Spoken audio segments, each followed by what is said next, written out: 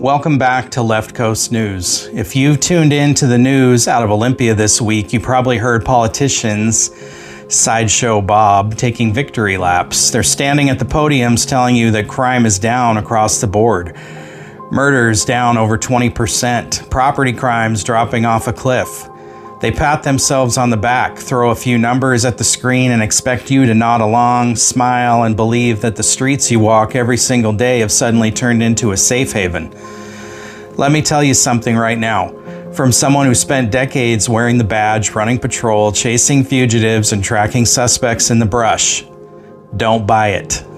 There is massive, dangerous gulf between what gets written on a spreadsheet in a climate-controlled government office and what is actually happening on the asphalt. Today we're ripping apart the official narrative. We're looking at the hard data, the policy failures, the prosecution black holes, and the undeniable reality of why crime in Washington state hasn't magically disappeared. It just stopped being counted. Strap in, we're getting into the truth. From Seattle to Los Angeles, this is Left Coast News. No apologies, just the truth.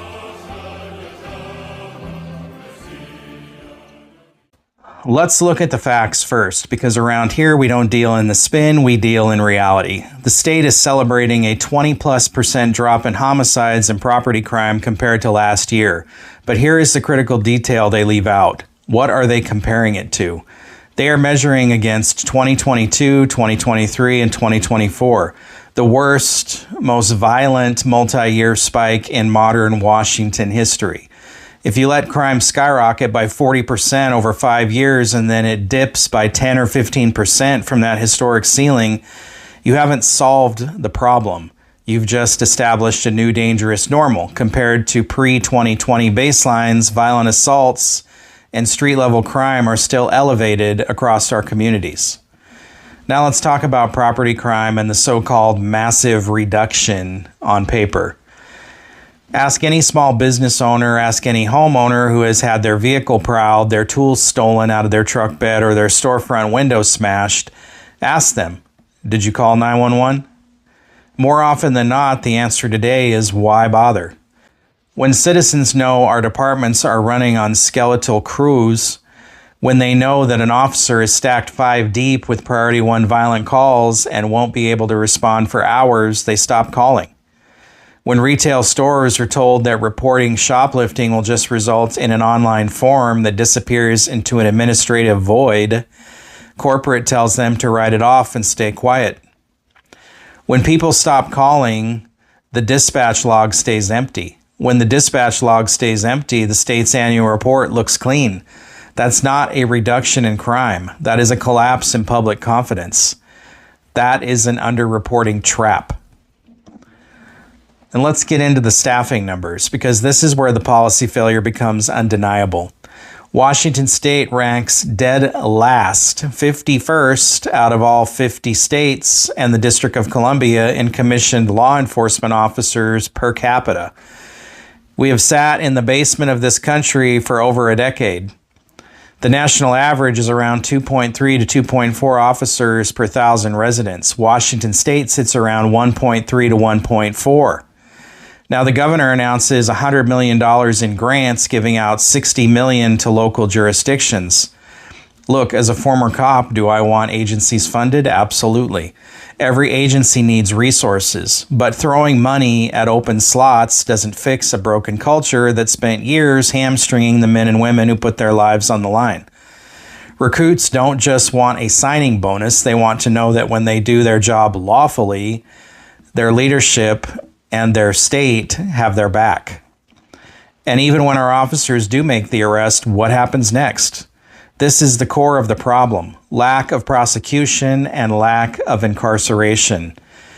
You can have the most dedicated patrol officers, detectives, and tracking teams in the country, but if the criminal justice system operates as a revolving door, you're fighting a losing battle. Look at the jail booking restrictions across our counties. Because of staffing shortages, the regulatory mandates, jails routinely refuse nonviolent felony bookings and misdemeanors. A cop arrests a serial burglar or car thief, and 4 hours later, that same individual is walking out with a criminal citation in hand, heading right back to the exact same neighborhood they just victimized. When prosecutors dismiss charges due to backlogs or plead violent felonies down to minor infractions, there is zero deterrence. A small percentage of chronic offenders drive the vast majority of our crime. If you don't take them off the street never gets safe. We need to remind our elected officials of first principles. The fundamental primary duty of government, the core reason citizens enter into a social contract and pay taxes, is the preservation of public order and the protection of individual rights, your life, your liberty, and your property. When a state fails to protect private property, when it allows public spaces to become open-air hazard zones, and when it ties the hands of law enforcement while letting repeat offenders walk free, it is failing its most basic constitutional responsibility. You cannot tax citizens at some of the highest rates in the nation, strip away accountability for lawbreakers, and then tell law-abiding families to celebrate a spreadsheet that claims things are better. True public safety isn't measured by how many police reports you prevented from being filed. True public safety is measured by whether an elderly woman can walk downtown at night without fear, whether a small business owner can lock their doors without worrying if their inventory will be gone by morning, and whether victims of crime receive genuine justice in a courtroom.